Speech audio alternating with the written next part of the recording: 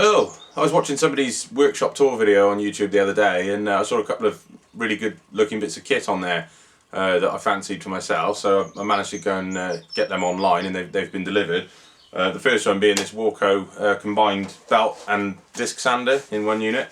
At the moment I've just got a small bench grinder and it's not very good at all, so I think I'll convert that to having a wire wheel on it for cleaning threads and things like that, and then use this for deburring sharp edges and that kind of stuff. But the other piece of kit is this Axminster vice brake for folding bits of plate and sheet and stuff in a vice. I got a new 6-inch vice the other day, and so this is a matching 6-inch version because you can get a smaller 4-inch version. But I'll show you that working, and I'm going to install the sander into position and show you that working as well. See, they've got magnets on the back, so they just stick to the vice. Just level them up.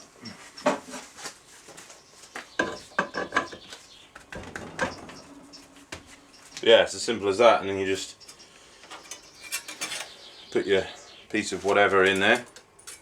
This isn't a very good test piece, but it's what I just picked out of the scrap bin.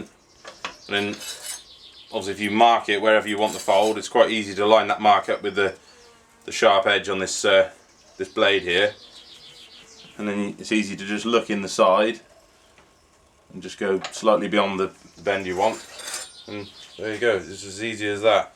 It will actually bend reasonably thick stuff. That's about 3mm there by say 20mm wide.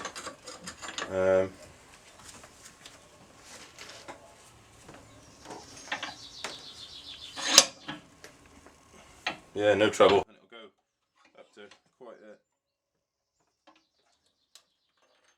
well, yeah, just slightly over 90 degrees on that thickness of material. So yeah, really good. Quite expensive, about 60 quid, but it means you can change how you think about making things. Brackets and things like that are easy now, provided the main limitation is the height between the brake and the this part of the vice. So provided your brackets are sort of planned with that in mind, then it's great.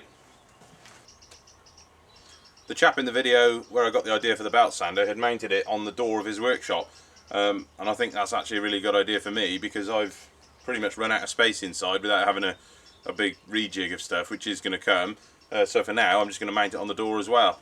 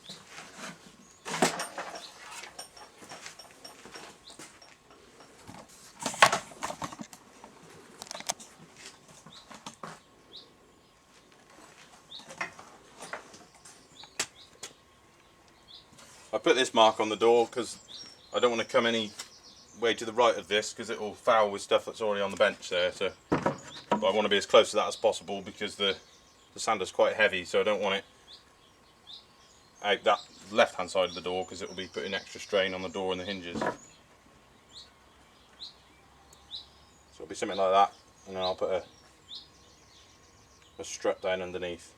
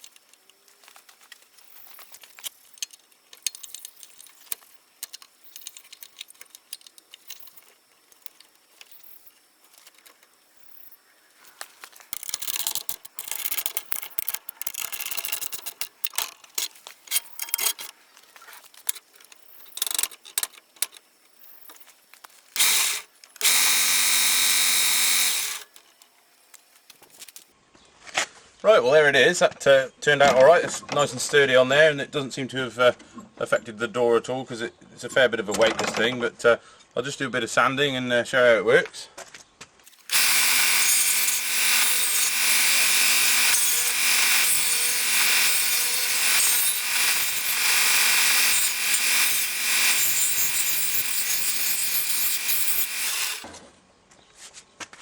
there you go, for sort of accurately sanding bits of wood and stuff. Obviously you can do metal on it as well. It's great, really fast and yeah, effective.